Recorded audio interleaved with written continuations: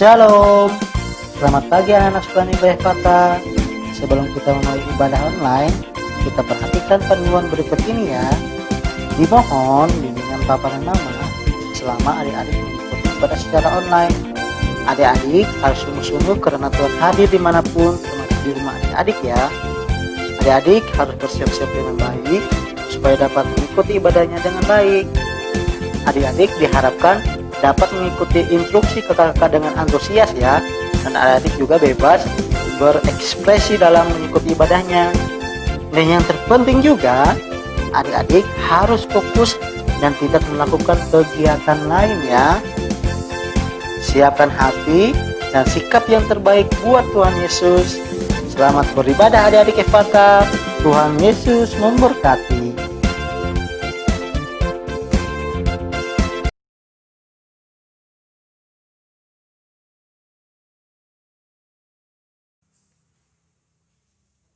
Shalom teman-teman. Shalom. Apa kabarnya hari ini? Luar biasa.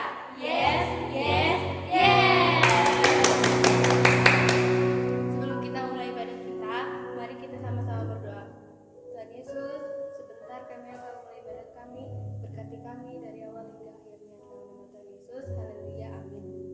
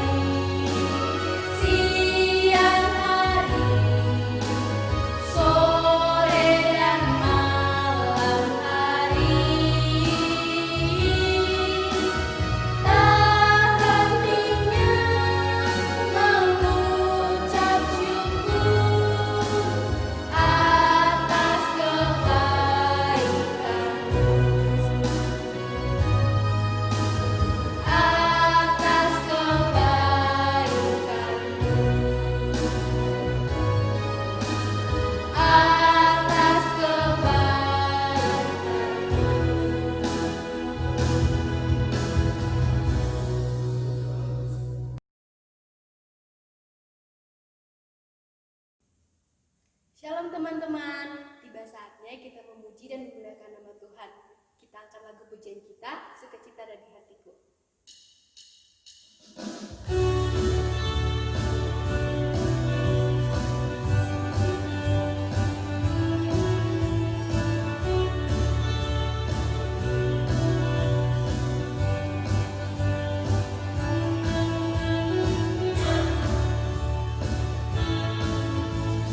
Sukacita ada di hatiku, ada di hidupku, ada di jiwaku, bertumbuh selalu, sirami jiwaku, berbuah, berbuah, berbuah, berbuah, berbuah, berbuah, berbuah, berbuah. Sukacita ada di hatiku, ada di hidupku, ada di jiwaku, bertumbuh selalu, sirami jiwaku, berbuah, berbuah, berbuah, berbuah, berbuah, berbuah, berbuah, berbuah.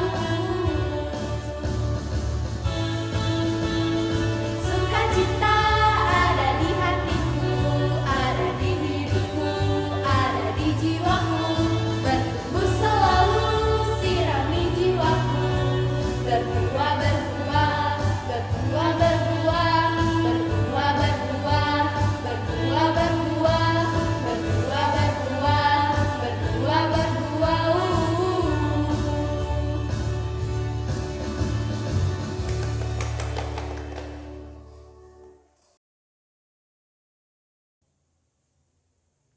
Teman-teman, kita nyanyikan lagu pujian kita yang kedua, Kasih Yesus Manis dan Indah. Lebih semangat lagi ya.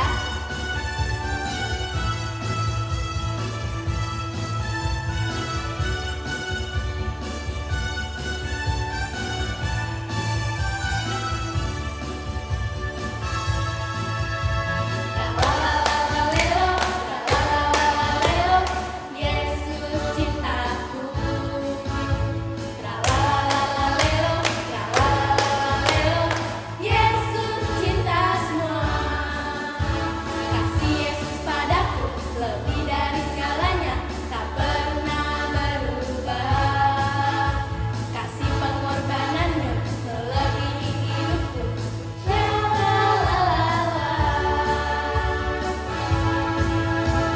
Kasih Yesus manis dan indah, kasih Yesus manis dan indah, kasih Yesus manis dan indah, oh oh kasih Yesus. Tralalalelo, tralalalelo, Yesus cintaku. Tralalalelo, tralalalelo, Yesus cinta semua. Kasih Yesus padaku lebih dari segalanya, tak pernah berubah. Kasih pengorbanannya melebihi hidupku. Syalalala. Kasih Yesus manis dan indah, kasih Yesus manis dan indah, kasih Yesus manis dan indah, oh oh kasih Yesus. Kasih Yesus manis dan indah, kasih Yesus manis dan indah, kasih Yesus manis dan indah, oh oh kasih Yesus. Oh oh kasih Yesus. Oh oh kasih Yesus.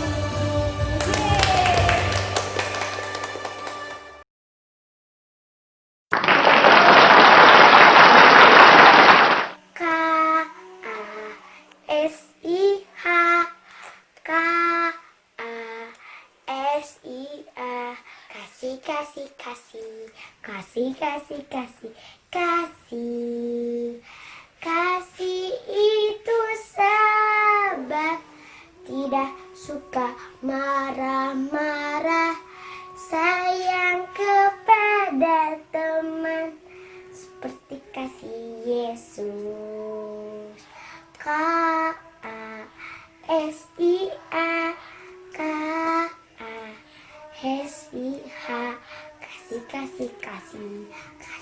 kasih, kasih, kasih. Kasih itu sabar, tidak suka marah-marah, sayang kepada teman seperti kasih. Teman-teman, kita sudah memuji dan memuliakan nama Tuhan. Tiba saatnya kita mendengarkan firman Tuhan. Kita angkat lagu pujian kita, Firman-Mu Pelita Bagi Kakiku.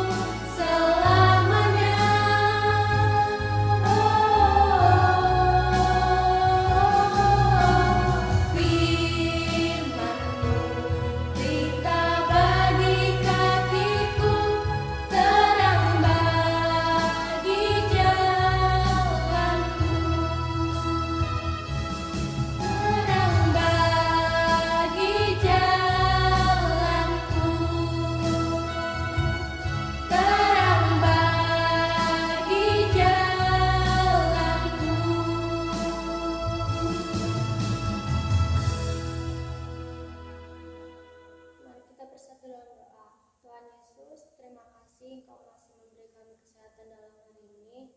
Tuhan, sebentar dalam hari ini kami akan mendengarkan firman-Mu. Kau pimpin dari awal, pertengahan hingga akhirnya. Terima kasih Tuhan.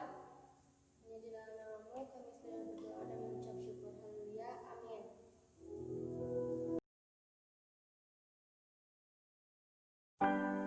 Shalom adik-adik, apa kabar hari ini? Abang yakin dan percaya adik-adik di rumah pasti selalu diberkati Tuhan dan diberikan kesehatan. Sehingga pada pagi hari ini kita boleh sama-sama beribadah di sekolah minggu kita. Setelah tadi kita bernyanyi dan meninggikan nama Tuhan, pagi hari ini kita mau mendengarkan kebenaran firman Tuhan. Nah, ayo adik-adik duduk manis, dengarkan baik-baik setiap firman Tuhan yang akan abang sampaikan pada pagi hari ini. Pagi ini abang akan menyampaikan tentang iri hati. Ya, tentang apa? Tentang iri hati. Nah, mungkin adik-adik sudah beberapa ada yang tahu apa itu arti iri hati. Secara sederhana, Iri hati berarti sikap atau perbuatan yang tidak senang akan keberhasilan atau kelebihan orang lain. Sekali lagi, iri hati adalah sikap atau perbuatan yang merasa tidak senang terhadap kelebihan atau keberhasilan orang lain. Dan di Alkitab menuliskan beberapa contoh tentang orang-orang yang memiliki sikap iri hati. Adik-adik masih ingat tentang kisah Kain dan Habel? Di situ diceritakan Kain membunuh saudaranya, yaitu Habel, karena dia merasa tidak senang atau iri hati karena persembahan Habel yang diterima oleh Tuhan. Padahal itu kan semua karena kesalahan Kain.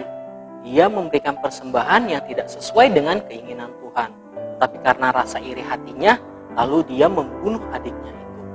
Lalu ada lagi kisah tentang Yusuf dan saudara-saudaranya. Yusuf adalah anak dari Yakub. Mereka ada 12 bersaudara. Dan firman Tuhan mencatat, Yusuf adalah anak yang paling dikasihi Yakub. Nah, pada saat itu, Yusuf masih berusia 17 tahun. Sedangkan kakak-kakaknya sudah jauh lebih dewasa daripada Yusuf. Tapi kok masih ya kakak-kakaknya merasa iri terhadap adiknya yang masih kecil itu? Nah, kita pun sering demikian adik-adik. Ayo, siapa di sini yang kakaknya mungkin sering merasa iri kepada adiknya? Mungkin adiknya diberikan sesuatu oleh mama, oleh papa, lalu kakaknya merasa iri. Padahal kan dia masih anak-anak. Wajarlah kalau dia mendapatkan sesuatu atau perhatian lebih daripada orang tua.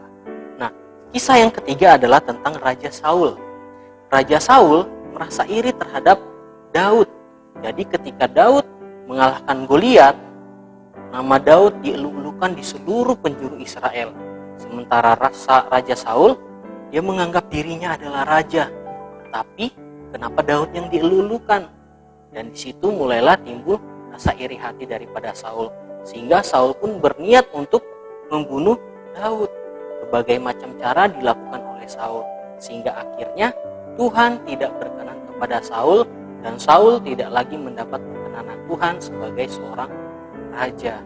Nah, dari contoh tadi adik-adik, kita bisa melihat bagaimana ketika seseorang merasakan iri hati terhadap sesamanya, terhadap saudaranya, hal itu akan membuat dia melakukan kejahatan yang lain lagi. Kain misalnya dia membunuh Habil. Saudara-saudara Yusuf, dia menjual Yusuf ke tanah Mesir. Dan Saul pun berencana membunuh Daud. Mungkin adik-adik bertanya, saya kan gak membunuh saudara saya kan tidak mau menjual adik saya. Tetapi sikap iri hati yang ada di dalam hati kita pasti akan membuat kita berbuat dosa. Firman Tuhan katakan dalam hukum Taurat yang ke-10, jangan mengingini milik orang lain atau milik sesamamu manusia. Itu adalah salah satu sikap iri hati. Sikap iri hati adalah perbuatan dosa di hadapan Tuhan.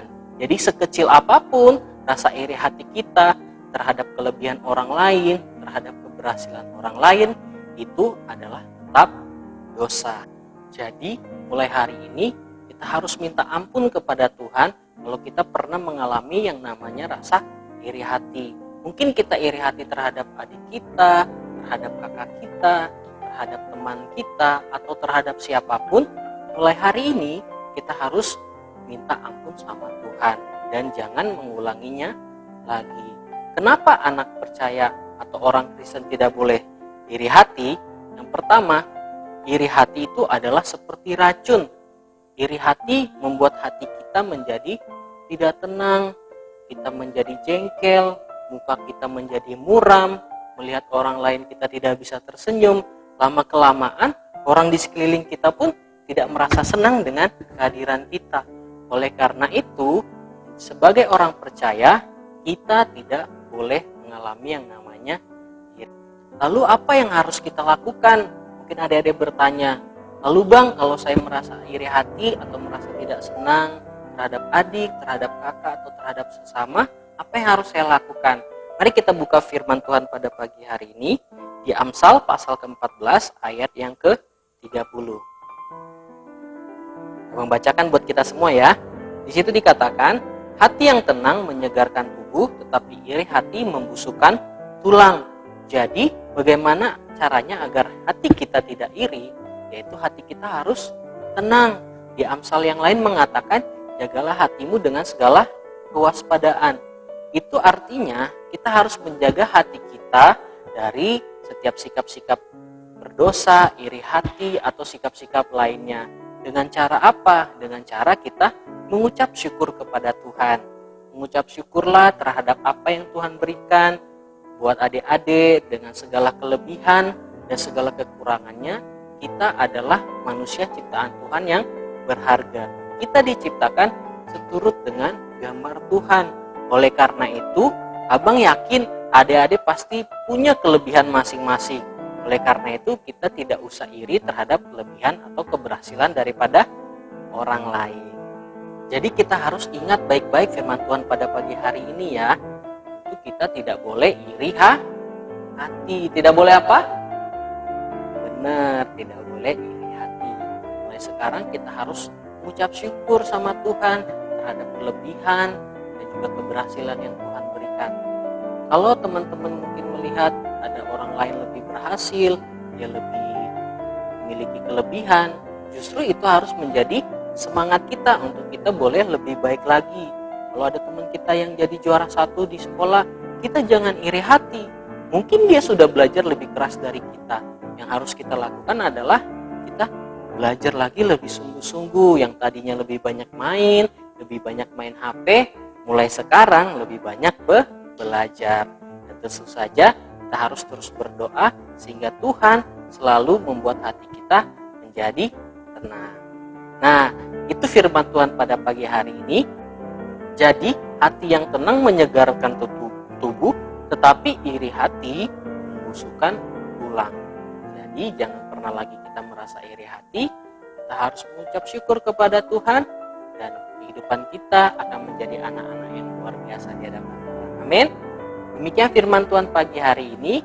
Mari semua abang aja semua lipat tangan, tutup matanya, kita mau berdoa sama-sama ya.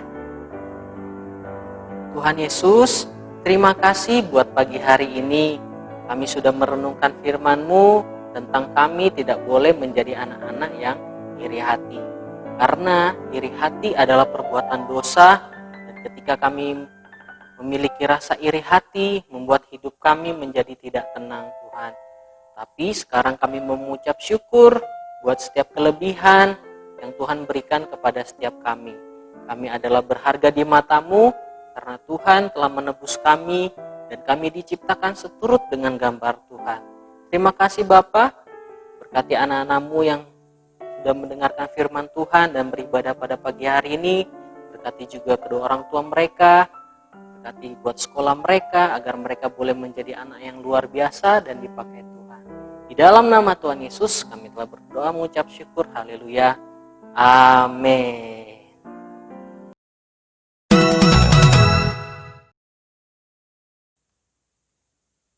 Adik-adik, ayat hafalan minggu ini terambil dari Lukas 6 ayat 27b. Kasihinilah musuhmu, berbuatlah baik kepada orang yang membenci kamu.